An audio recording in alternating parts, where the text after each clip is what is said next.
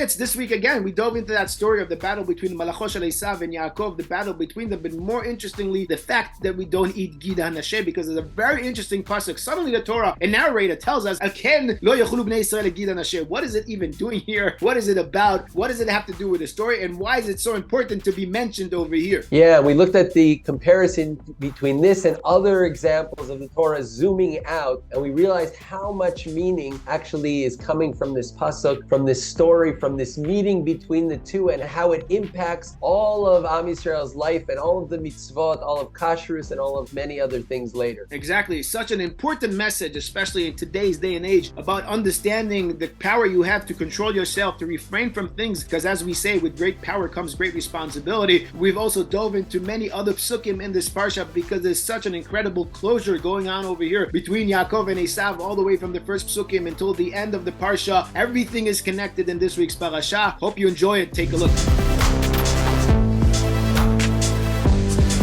This week, Parashat Vayishlach, what I want to talk about is continuing to dive into those stories of Yaakov getting his name Israel, even though we've discussed this in the past 2 years. Both, we discussed the story where Yaakov fights the Malach, fights the Ish, and also where HaKadosh Baruch Hu renames him Israel the second time. But this year, what I want to talk about is in that story with the battle with the Malach, we find a very, very interesting pasuk. Right after Yaakov battles with the Malach, battles with the Ish, and that Ish hits Yaakov on his leg, and Yaakov starts limping, the Torah tells us, Al-ken lo yochlu bnei Yisrael Gid Hanasheh. This is why bnei Yisrael will not eat the Gid Hanasheh. And when you see this pasuk, it's obviously out of place. This is some kind of narrator telling us about the story. This is a reason for something that happened later on in life, later on in the Torah, and it's brought already here. So the big question is, first of all, why? Why does the Torah have to emphasize over here the mitzvah of Gid Hanasheh? What does it even have to do with the battle? Why is it so important? But on top of that, we have to ask, why do we not eat Gid Hanasheh?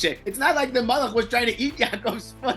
What does it even have to do with it? Why? Because he touched Yaakov by the foot over there, then we don't eat Gid Hanasheh. How are these two things connected? How are these two things related? So what is this concept, idea of Gid Hanasheh really about? What is it doing here? Why is the Torah emphasizing it so much in this battle of Yaakov becoming Israel? It's very interesting, and this zoom out pasuk, it's really out of context, and we've seen this before a few times. I think the first time this shows up right at the beginning is Al-ken ya'azov ish et aviv ve'et imo v'davak be'ishto. We heard the story of Adam and Chava, the creation of how they came together, and we discussed this back then. And then we have this pasuk suddenly that pauses and says, Al-ken ya'azov ish et aviv ve'et imo. This is like taking you to all of history. This is why, it's like a pause. This is why man and women come together and make a family, etc. And we said and explained there that what the Torah is telling us is this story of Adam and Chava is not a personal story. It's not about them. The fact that by them, these are really two parts of one that reunite and come together, this is true for all couples from now on. And that's why that pasuk stops and says this simple story here is actually something that you should look based on this, on all the other stories going on. And I think we should also look at that here. When we have suddenly this zoom out pasuk saying, Al-ken lo yochlu, it's something happened here, and what I'm going to tell you is a basis for everything you're going to see later on. And what is this everything? Lo yochlu bnei Yisrael et Gid Hanasheh. Very strange commandment. The fact that they don't eat a certain part. What does that mean? But wait, think about it. This is the first time we have a mitzvah for bnei Yisrael at all. I mean, we have mitzvot that were all of bnei Noach and also for bnei Yisrael. But bnei Yisrael isn't even created really yet. Okay, Am Yisrael wasn't formed yet. And we have here a mitzvah, Al-ken lo yochlu bnei Yisrael. And I think that it's also not just any mitzvah. This is the first lo ta'aseh mitzvah that we get, right? There's a lo ta'aseh about not eating the tree in Gan Eden, but that's not really a mitzvah for us. Al-ken lo yochlu, we have a lo ta'aseh mitzvah of not eating something. And we live on halachos of kashrus. We have a lot of things we don't eat. We have mitzvot aseh, mitzvot lo ta'aseh. But maybe the Torah is teaching us something really, really important. This story here is the root of understanding all of the isurim later, all of the commandments of things that we're not allowed to do, not allowed to eat, and why. Let's go back to what happened here. We discussed this in the past. The battle here with the Malach malach, the Torah chooses the word ish. It's a battle with an ish. Malachim is something that Yaakov's dealt with in the past. Right when he left, he already saw malachim. But as we explained, what Yaakov, who used to be the one who was in the tent, closed off, the spiritual one,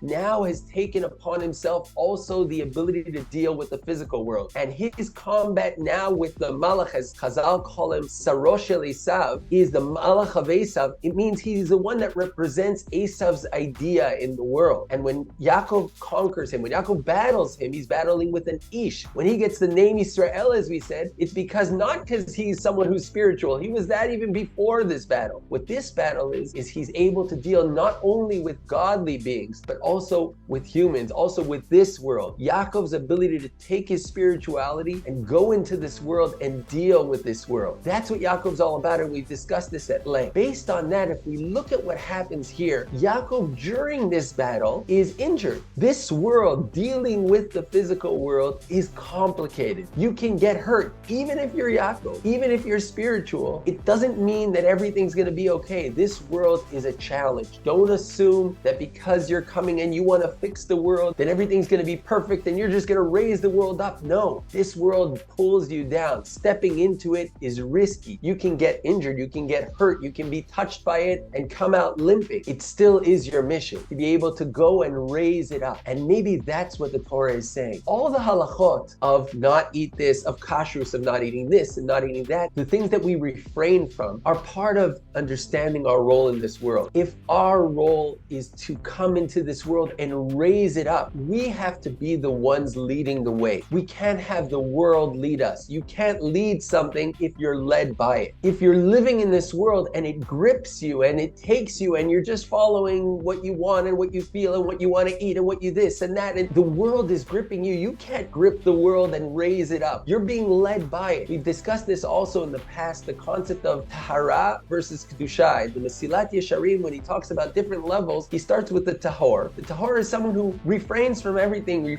separates himself from the world, is a pure person. He doesn't get involved in things. What's the next step after being not involved and separated from the world and being super spiritual? Is the kadosh. What's the kadosh? The one who's involved in the world, who brings his spirituality into the world. To be able to raise the world, to be able to influence, to be able to take the world to a good place, you first have to not be a slave of the world. Once you're able to refrain from things, you're not a slave to this world, now you can lead it. That's what the Torah is telling us here. And I think that's the battle here. Yaakov's ability to deal with this ish. Yaakov's ability to become Israel, Sarita im Elokim ve'im anashim, the one who's able to bring that spirituality into the world, isn't by saying, okay, I'm spiritual and now everything in this world I'm just going to elevate. No, sometimes the way we deal with things is by refraining from them, is by stepping away, knowing that certain things we should just stay away from. Let's fix and elevate what we could fix and elevate and stay away from other things. That ability to refrain is exactly what gives you the ability to lead. If everything grabs you like everything grabs Eisav, then you're not going to be able to elevate the world because you're always going to be pulled down by it. Exactly. And I think also it's very important to note, and we mentioned this very briefly in our video a couple of years ago, that there is some kind of closure happening here. Not only a closure, but also a shift in a mindset, a shift in the actual being of Yaakov from when he turns from Yaakov to Israel. But there's so many other things happening around that are taking part in this big shift and this big change that is happening, because again, the meaning of Yaakov is turning to Israel, so do things around him. And when Yaakov was born, as we know, he was holding onto the ankle of Eisav. He was trying to get out together with Eisav, either to be before him or pulling onto him. But from that second, just before he was born even, he was already holding onto that heel. And that's why he's called Yaakov, holding onto the heel. But in the future, Yaakov, because this is what he is about. He is about trying to deal in this world, holding onto it, but like you're saying, not letting it hold on to him, but him holding on to it. And Yaakov Avinu trying to hold on to this world, trying to be involved in this world, starts from the second he's born. But then, like we were saying, Yaakov, for that first period, that first term of his life, he's immersed in the world of spirituality, immersed in the Ohalim, in that spirituality around him. And after that, he had to go out and start dealing with this world, with the Anashim, not only with the angels, like you were saying, like we said in the past, because angels he knew how to deal with. Now, this is what he learned at Lavan. This is what he's facing now with Eisav, the ability to deal with the people, the ability to deal also with this world, not only with spirituality, but also with the physical world. world. And this is what is changing now with Yaakov. And this is what's happening over here from that name Yaakov, which will be in the future. As we said, he is now getting the name Israel because in the past, yes, he held on to Esav's foot, trying to overtake Esav, trying to follow this world. Now he's finally won that battle. Now he's finally overtaken Esav. Now he's after it. Now he's the winner. Now he's victorious. Now he can be Israel. But however, once he changes, once he gets that name Israel, he's still Yaakov. He's two of these together, Yaakov and Israel. And being Israel is left with that mark on his leg, on his own heel from that malach, reminding him that even though he's victorious, even though he can win this battle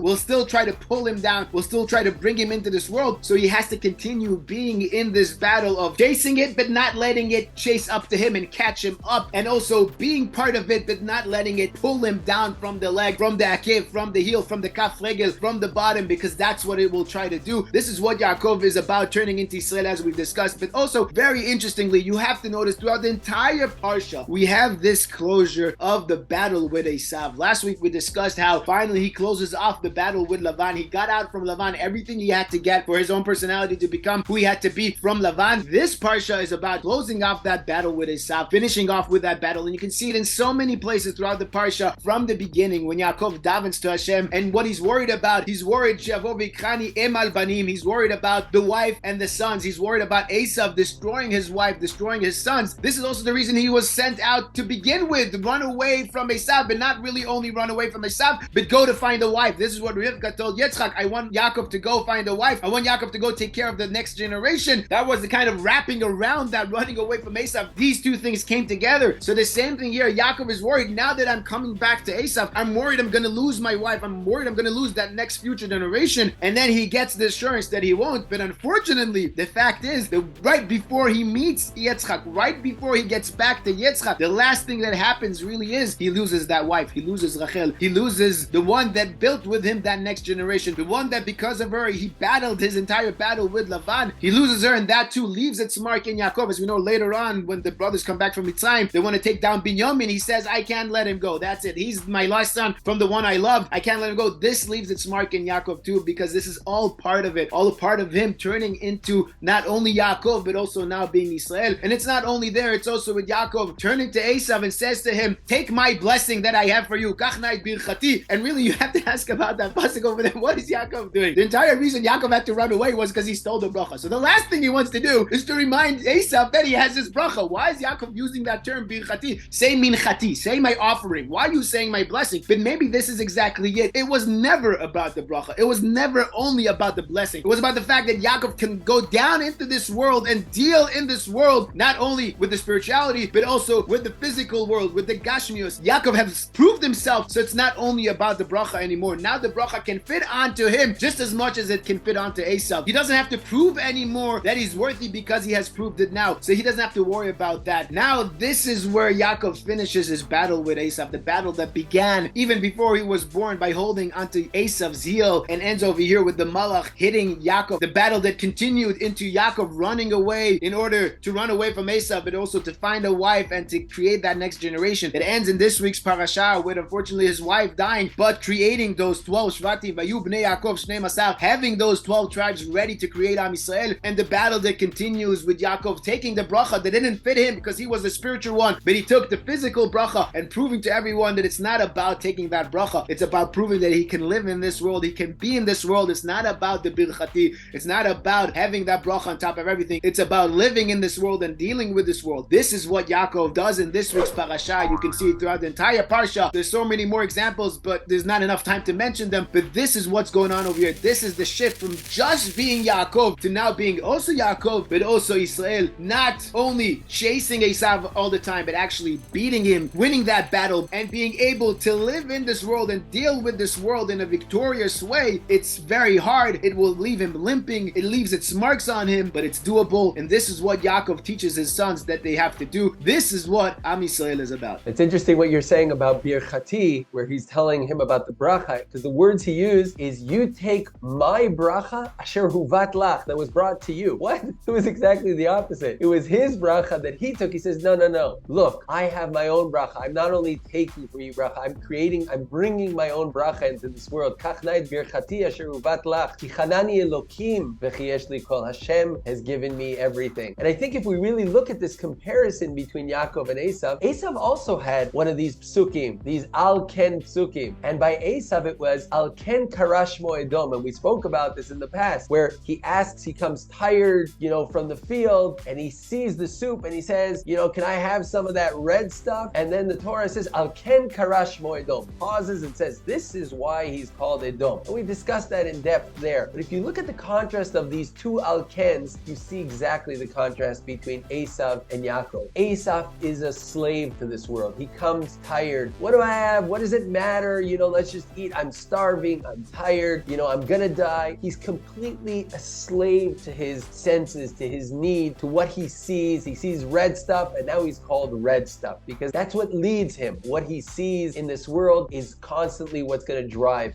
as opposed to Yaakov and as opposed to Bnei Israel, where al ken lo yachlu, they know to refrain, they know to lead the way, to know that, okay, this is not something I should get into, this is something I should stay away from. And because of that ability to control themselves, they're also able to lead and elevate this entire world. Very good, very good. Such an important message, because with great power comes great responsibility, as we always say, as the known famous statement says, that we have the power to do so many things. We have to know also when to refrain and not do things that we're not supposed to do in order to give us the real control over who we are, what we do, and how we behave towards other people in this world and other beings in this world. And it's also a very appropriate message as we are getting closer to Hanukkah in a week, Bezat Hashem. The differences between Chashmonaim, what we represented, and the Yevanim, what they represented, knowing where to draw those lines, knowing where to draw those borders, having those limitations and refraining yourselves from different things in order to have the control on yourself and to have true values. But we're not going to get into it. We don't have enough time. Also, since Yaakov in this week's Parsha, as we said, finally closes off this battle with Eisav, after he closed off last week the battle with Lavan, he's now battle free. Now he can go sit down and rest, just like Yitzchak, his father, did after Yitzchak finished his battles. And then really he wants to come to Eretz Yisrael and now sit back and relax. But this is what Rashi tells us next week in the beginning of next week's Parsha. Vayishlach Yaakov kafatz alav ugzol shel Yosef. Now that he's finally battle free, he thought that now he has nothing to worry about, he has nothing to battle with. That's when the whole story of Yaakov begins. But again, we're out of time. We'll end here. That's already for next week. And as usual, if you enjoyed this video, feel free to share it around, like on YouTube, comment below also. And of course, if you haven't yet subscribed to our channel, please consider subscribing and help us grow the channel. And Shkoyach Yitzi. Shkoyach Tuvia, Shabbat Shalom. Shabbat Shalom, and Emir Hashem. We'll talk again next week.